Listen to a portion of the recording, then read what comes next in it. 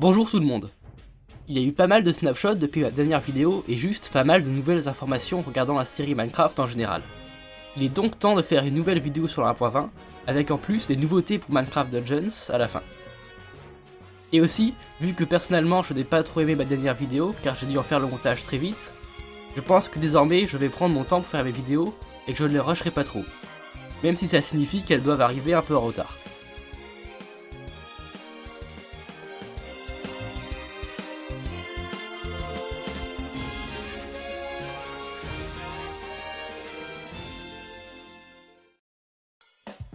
Commençons avec ce que j'ai oublié dans ma précédente vidéo.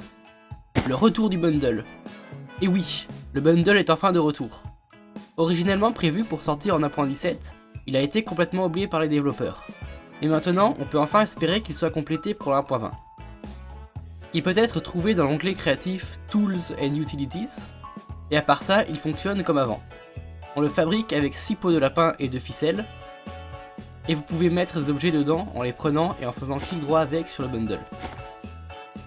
Si l'objet n'est pas stackable, il remplira tout le bundle.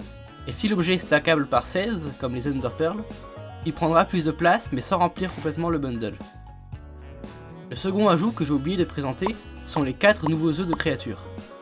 Il y a les œufs des golems de neige et golems de fer, et des œufs pour les boss comme le Weaver ou l'Under Dragon. Les œufs de boss ne sont pas dans l'inventaire créatif, probablement pour éviter que des enfants détruisent leur monde en invoquant des dragons par accident. Maintenant, commençons les snapshots avec la 22W45A. Cette snapshot change pas mal l'apparence et le fonctionnement du bloc de bambou.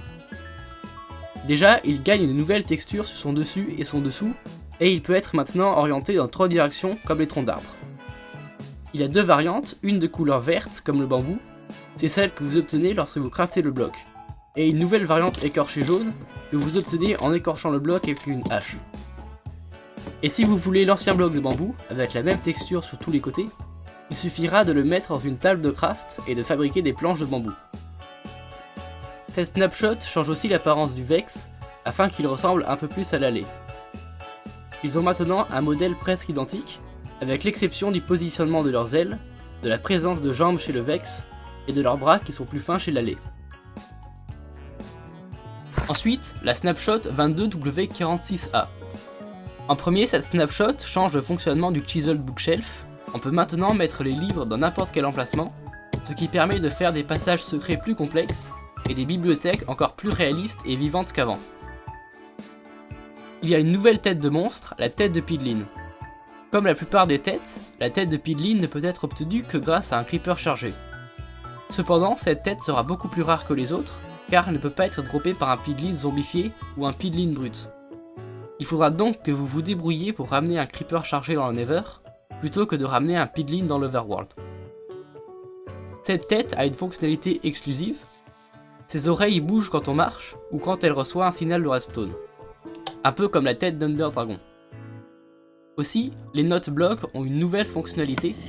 Lorsqu'une tête de mob est posée dessus, le note block fera le bruit de cette créature. Vous pouvez donc désormais faire peur à vos amis en leur faisant croire qu'il y a un creeper derrière eux. Dans le Nether, les Enderman et les Weaver squelettes ne peuvent plus apparaître dans une luminosité au-dessus de 7. Ce changement nerf certaines fermes qui utilisaient des portails.